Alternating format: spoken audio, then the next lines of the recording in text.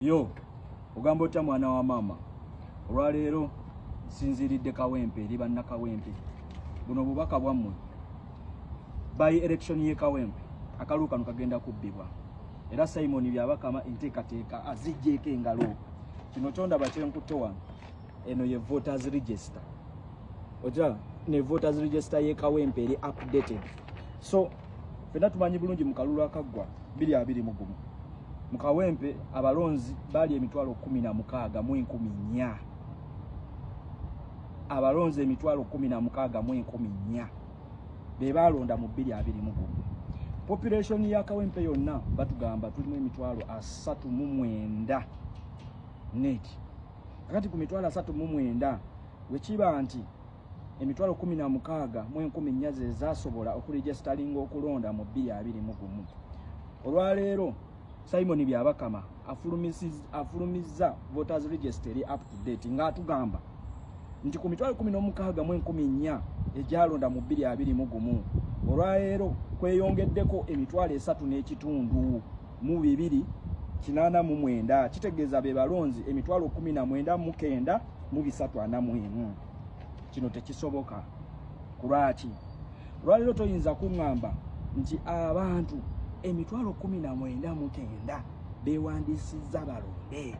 Kitegeeza bw'okwata emitwalo 19 mu 341 n'obikubisaamu emitwalo 39 egy'abantu abawangalira mu Kawempe n'okubisaamu emirundi 10 kitegeeza ofuna 51.51% bwe butundu 5 kumpi almost half.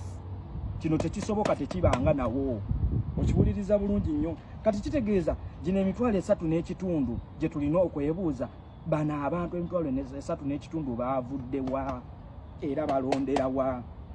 Abegako nabagambako nti RCC wa Kampala omukyala Jane Muyindo abadde nga awandiika bakanyama nga bagamba bagenda ku makalulu ke Kawempe nenga balina okujja n'endagamuntu. Getufuna galaga Minsa Kabanda yakutte abakozi mu KCCA naddala banaabeera bonna ne babawandiika era bagenda bawa obukonge obulaga nti balondera mu Kawempe. Naye olwaleero n'oba okutte bana abalongoosa oyagala okungagaza nti KCCA eweereza ddala abakozi emitwalo 3.5 bayinza okuwera mu KCCA awo tebawera. Oyinza okugamba nti okuyinza okuŋŋanya bakanyama ne wekuba mutwalo gumu tebawera.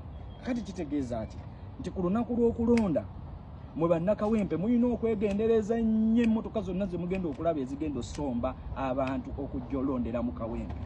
Abantu mwe bawooninge era bakitegeere nti yenna aneetantala okulinnya emmotoka nti ajja kulondera mu Kawempe ajje nga akimanyi either okuddayo nga mulema oba obutaddayo. Ekyo mulina okitegeera. Olwaleero tugenda kumbuuza nti polling stations zino 32 okuva wakati batugamba nti polling stations zibadde 165 ne bongerako 32. Polling stations ne 32 tuzinoonyereza kuwa we stations ziri mu Kawempe 1 ziri ewali Uganda Transport Communications UTC eyafuulibwa Barracks. Kati zino polling stations bazitadde munda mu Barracks n'okwetoloola okumpi ne loko.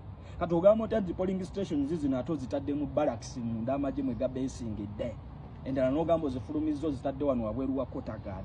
So bannakawempe okwetoloola ebitundu bya loko naawe ku UTC ewali Barracks kati wafuulibwa Barracks polling stations zino 32 bwe bazitadde.